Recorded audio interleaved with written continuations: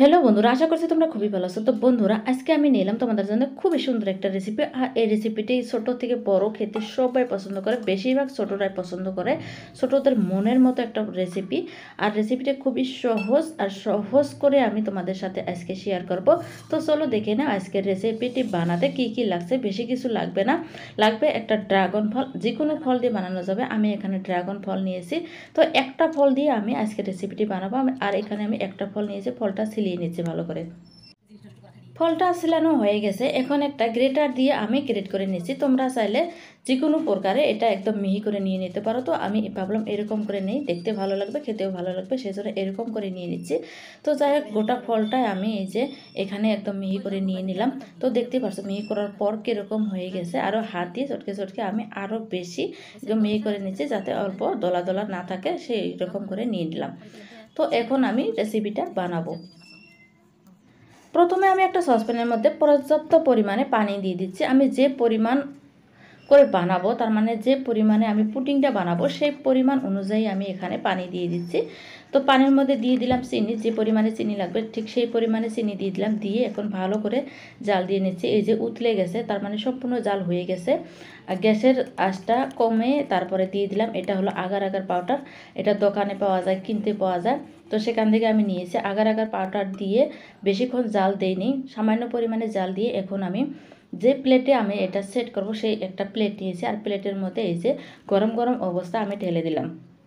তো দেখতে পারছো বন্ধুরা, আমি একটা প্লেটের মধ্যে সম্পূর্ণ এই যে ফলের রসটা ঢেলে দিলাম। দেওয়ার পর এখন এটাকে আমি অনেকক্ষণ সময় রেস্টে রেখে দেব। 3 থেকে 4 ঘন্টা পর এই যে আমি দেখিয়ে দিলাম, এরকম হয়ে গেছে, একদম জমাট বেঁধে গেছে। আর এটা লড়সড় করলে ভেঙে যাবে না। তো যাই হোক, আমি পিস পিস করে কেটে নিচ্ছি। আমি যে সাইজ করে পিস করব ঠিক সেই সাইজ করে কেটে নিচ্ছি, একটা চাকুর সাহায্যে কেটে নিচ্ছি। তো এই যে দেখো তোমরা, আমি কীরকম করে কেটে নিচ্ছি।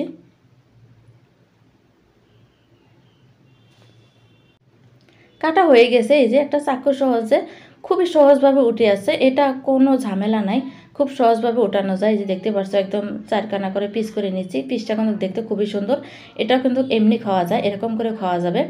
তো যাই হোক, এটা আমি বানাবো ড্রাগন আর দুধ দিয়ে পুডিং। সেই জন্য আমি এখন দুধগুলো কী করব, আর পুডিংটা যে আমি মেন পুডিংটা যে বানাবো সেই পুডিংটা আমি এই যে এই বস্তুটার মধ্যে সেট করব, এরকম করে বানাবো। সেই জন্য আমি এটা নিয়েছি, এটা একটা বিস্কিটের কাপ, আমি সেটাই নিয়েছি আর এটার মধ্যে সেট করব। তো যাই হোক, এখানে আমি দুধ দিয়েছি চুলায়, যে পরিমাণে দুধ লাগবে আর যত বড় করে পুডিং বানাবো সেই পরিমাণ মতো দুধ দিয়ে দিছি। দুধগুলো জাল দিয়ে নিলাম।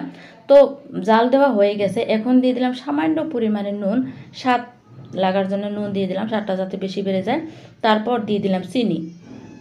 চিনি দিয়ে আরও ভালো করে এই যে জাল দিয়ে নিয়েছি। আর দুধটা যত পরিমাণে জাল দিবে তত পরিমাণে খেতে ভালো লাগবে। তো যাই হোক, দুধটা জাল হয়ে গেছে। এখন দিয়ে দিলাম আমি আগার আগার পাউডার। এখানেও আমি 1 চামচ আগার আগার পাউডার দিয়ে দিলাম, বেশি দেওয়া লাগবে না, 1 চামচ দিয়ে দিলে হয়ে যায়। তো এখন এই যে দুধটা কিছু কিছু গরম আছে, একদম জমাট ঠান্ডা অবস্থায় দেওয়া যাবে না, এটা গরম অবস্থায় দিতে হবে। তো এই যে ড্রাগনের যে কিটা ছিল, পুডিংটা ছিল, তার মধ্যে আমি দুধটা ঢেলে দিলাম।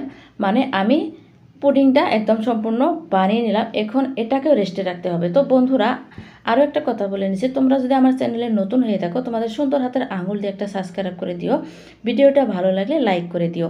তো যাই হোক, এই যে দেখতে পারছো অনেকক্ষণ পর না, এটাকে আমি এখন রেস্টে রেখে দেব 3 থেকে 4 ঘন্টার জন্য।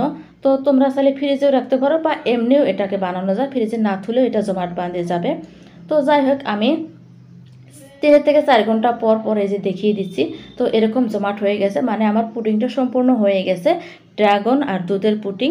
তো বন্ধুরা, এই পুডিংটা দেখতে কেমন হয়েছে কমেন্ট করে অবশ্যই জানাবে।